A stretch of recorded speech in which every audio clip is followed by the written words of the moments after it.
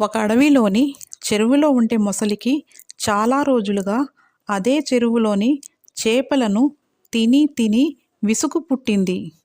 వేరే ఏదైనా జంతువు ఆహారంగా దొరికితే బావుండు అనుకున్నది. వెంటనే తన మిత్రుడైన పీతను పిలిచి, "నువ్వు అడవిలోకి వెళ్ళి మొసలి చనిపోయిందని అన్ని జంతువులకు చెప్పు. అప్పుడవి భయం లేకుండా ఇక్కడకు నీళ్లు తాగడానికి వస్తాయి.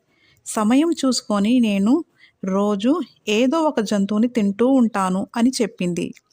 పీత వెళ్ళి జంతువులతో మొసలి చనిపోయిందని చెప్పింది. పీత మాటలు ఒక నక్క తప్ప మిగతా జంతువులన్నీ నమ్మాయి. నక్క మిగతా జంతువులతో, "మిత్రులారా, పీత మాటలు నమ్మకండి. మనమందరం కలిసి చెరువు దగ్గరికి వెళ్ళి చూద్దాం పదండి" అని జంతువులను తీసుకొని చెరువు దగ్గరికి బయలుదేరింది నక్క.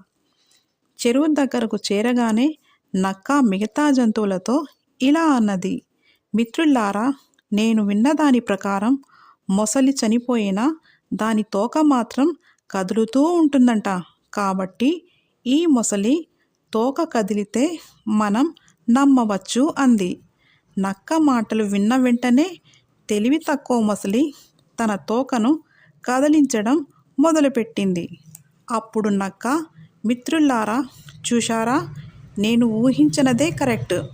ఈ మొసలి చావలేదు, నాటకమాడుతుంది చనిపోయినట్లు. మమ్మల్ని నమ్మించడానికి మనలో ఎవరో ఒకరు మొసలి లేదనుకొని చెరువు దగ్గరికి వెళ్తే మనల్ని చంపి తినవచ్చని దీని పన్నాగం. అందుకే నా మాట వినగానే తోక ఆడిస్తుంది" అని చెప్పింది నక్క. అక్కడ నుండి మిగతా జంతువులను తీసుకొని నక్క అడవిలోకి వెళ్ళిపోయింది. నక్క తన తెలివితేటలతో మన ప్రాణాలను కాపాడిందని మిగతా జంతువులన్నీ నక్కకు కృతజ్ఞతలు తెలియజేశాయి.